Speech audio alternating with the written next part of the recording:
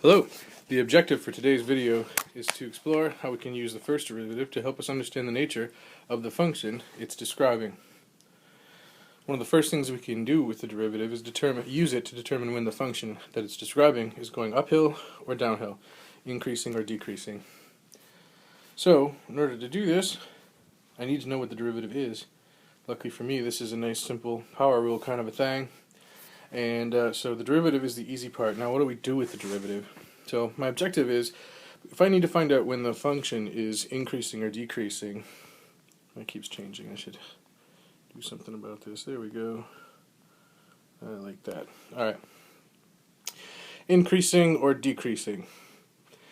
Before we can determine when the function is going to be increasing or decreasing, it's probably best to figure out when the function is going to be stopped.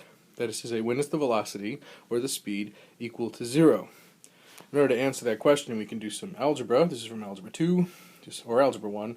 Factor and use the zero product rule to find that x could be 0 or x could be 4. In other words, when x is 4 or 0, the derivative is 0, which means the function has a horizontal tangent line. That's usually what we call a turning point or a relative max or min. So what we do with that information is we create a number line. We're going to separate the number line with partitions where x equals 0 and x equals 4. So these are the two values of x where the function wasn't moving at all. Then I can look at numbers that are less than 0. And here's an example of a number less than 0, -1. And I can evaluate f prime of -1. In so doing, I find that f prime of -1 is positive.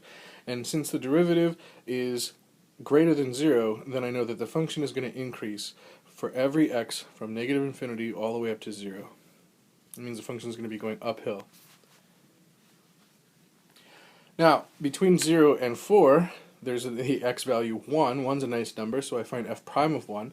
I find we have a negative derivative value at f prime of 1, which means the function is going to be going downhill for every value of x between 0 and 4, decrease. And finally, when we substitute 5, which is the biggest whole number above 4, substitute that into my derivative, I definitely get a positive result, which means the function is increasing forevermore from 4 and beyond.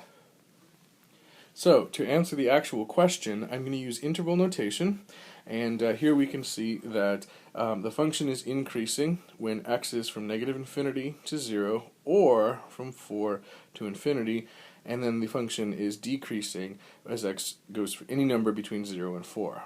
So get used to this notation if you're not so already. This is how you'll describe intervals of increase and decrease. So what do we have? We have a sign diagram, notation for the intervals themselves, and the use of the derivative to support my sign diagram. The last thing we should do, of course, is to use our technology and see that when x is 0 till x equals 4, we have one stationary point and another stationary point, and the function is dropping from left to right. It is dropping during that time, increasing after that, increasing before that, which is completely consistent with the work I've done. Alright, using derivatives to find intervals of increase or decrease. This is, again, different function, but the same concept. The only thing I wanted to show you here is something a little bit different in both the algebra and in the analysis. And to begin, I'm going to take the derivative of the function shown, which is what you see here.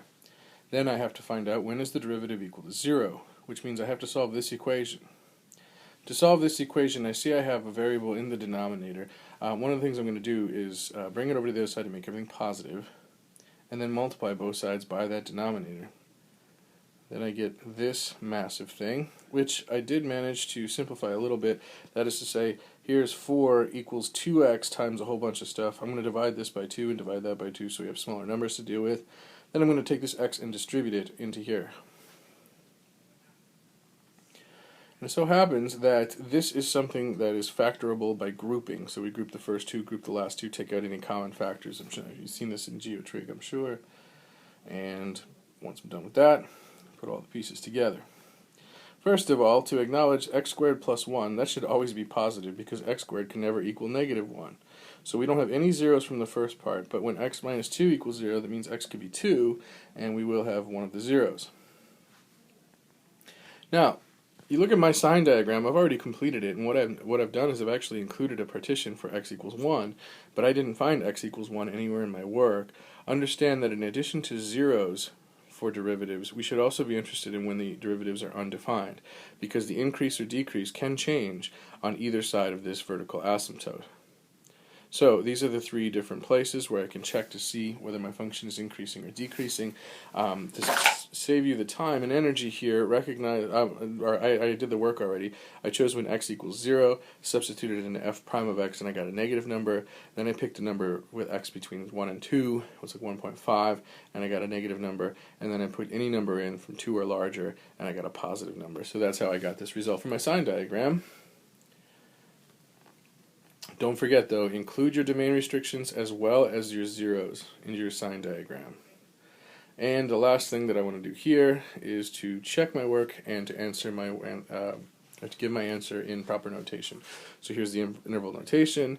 It says x is decreasing from forever until it gets to 1. It will increase again from 1 to 2, decrease, and it will finally increase from 2 to forever. So here we decrease. We continue to decrease until we get to x equals 2, and then we increase forevermore after that. So here again we have the graphical interpretation, the sign diagram, and the notation, all supported by the algebra that I did right here. And don't worry, by the way, this factoring, this advanced stuff, I'm not going to be too concerned about your algebra skills as far as factoring cubic or higher polynomials. This just happened to be one that I was able to work with. So I hope you find that helpful. Have a good day.